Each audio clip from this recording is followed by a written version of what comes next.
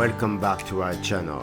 Today we hit the road and drove 250 kilometers from Kuala Lumpur all the way to Lumut, a charming coastal town in the state of Perak, well known for its delicious anchovies. From there we hopped on a ferry to the beautiful Pangkor Island.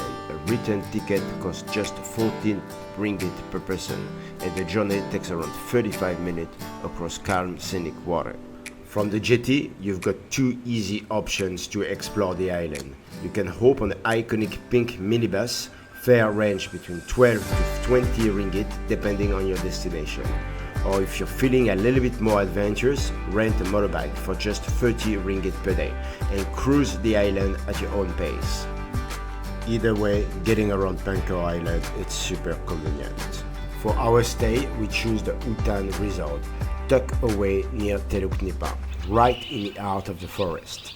Surrounded by lush greenery and the sound of nature is the perfect escape if you're looking for peace, fresh air and a bit of jungle magic.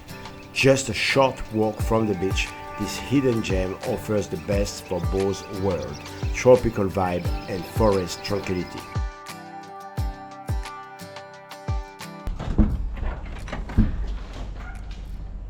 Very Nice. simple. As long as it's clean, that's awesome. We have a small fridge as well. Over here. Yes, clean. Nice. Most important. To wrap up our first day in Pangkor, we headed to Daddy's Cafe, perfectly located right by the sea. We ordered a hearty vegetable rice for just 14 ringgit and a warm, comforting Indian dal for 18 ringgit. Simple, tasty and full of flavor. With our toes in the sand and the sun setting over the horizon, it was the perfect end for a peaceful island day. Tomorrow we will hopping on a motorbike and hitting the roads to explore more of Pangkor.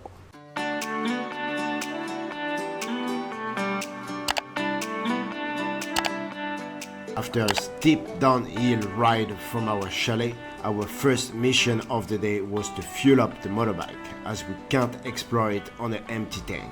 And of course, we couldn't skip the real fuel, a quick stop for some freshly made roti canai, crispy on the outside, fluffy inside. Paired with dal, it's the ultimate Malaysian breakfast. So Fiza wanted to eat Roti canai Melayu. Roti canai Melayu.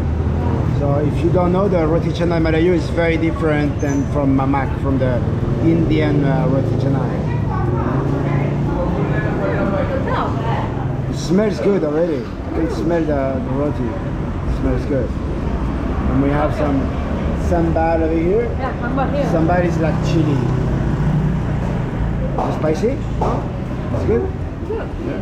I like it. So one roti canai is 1 ringgit and 50 cents. So murah gila.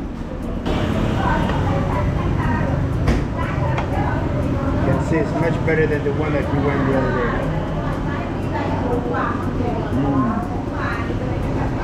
This one good. Okay. Garing. Very now. Very crispy. Nice. And of course my kopio. Kopio is black coffee but local Malaysian. 1 ringgit and 40 cents. After breakfast, we stopped by one of Pangkor's most iconic and peaceful landmarks, the Masjid Al-Seribu Selawat, also known as the Floating Mosque. Officially opened in 2017, is the first floating mosque in the state of Perak, built gracefully over the water near Teluk Gendong. The architecture is stunning blend of Perak, Turkish and Middle Eastern styles, with the brilliant white exterior, golden dome and Islamic calligraphy.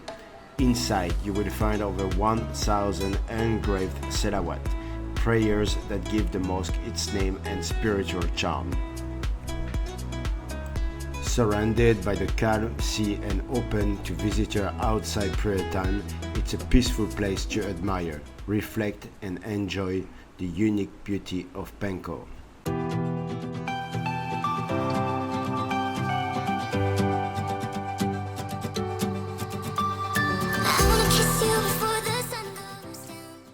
Our next stop was the historic Dutch fort of Kota Belanda, a small but powerful reminder of Pangkor colonial past. Built in the 17th century by the Dutch to store and protect tin supplies, the fort was later destroyed by locals Malay and partially restored in 1970s. Surrounded by trees and just a short walk from Segada Beach, it's a great place to stretch your legs and dive into a bit of history, right here on the island.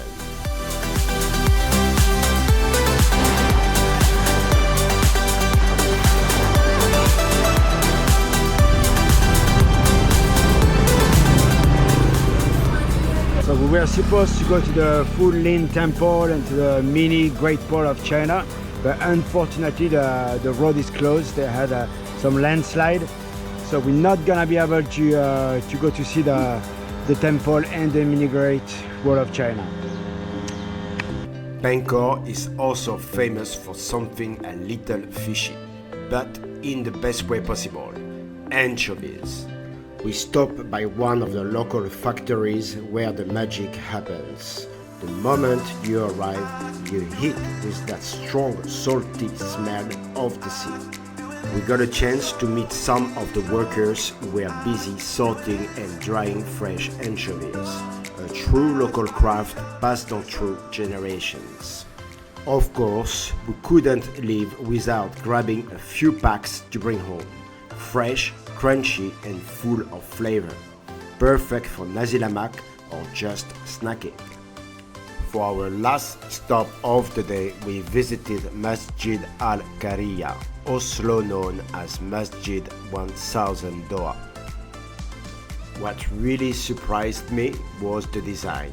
Unlike any mosque we've seen before, it features stunning Chinese-inspired architecture with vibrant red pillars, intricate carving and a beautiful blend of cultural elements. Unfortunately, it was closed when we arrived, so we couldn't go inside. But even from the outside, it was truly impressive and worth the visit. A peaceful spot that beautifully reflects Malaysian cultural harmony. So we were just coming back from the ikan bilis factory, and we just came across this beautiful mosque. It's called Al-Qariya Mosque, and it's actually a Chinese mosque because the design is like look like Chinese temple, and I didn't know they had this kind of mosque, and it's really beautiful. It's such a shame that it's closed today because we can't get in. I really wish we could get in. Normally they will give us something. Yeah, because we have shorts and Pizza's wearing a dress, so we also want to respect their tradition and culture, so it's very important to always ask something to cover your shoulders and your knees for women and men. We hope that you have enjoyed this little adventure with us around Pangkor Island, full of nature, history, culture and of course great food. If you have not subscribed yet, don't forget to hit that subscribe button and tap on the bell so you won't miss the next trip. Thank you for watching and see you on the next video. Bye bye!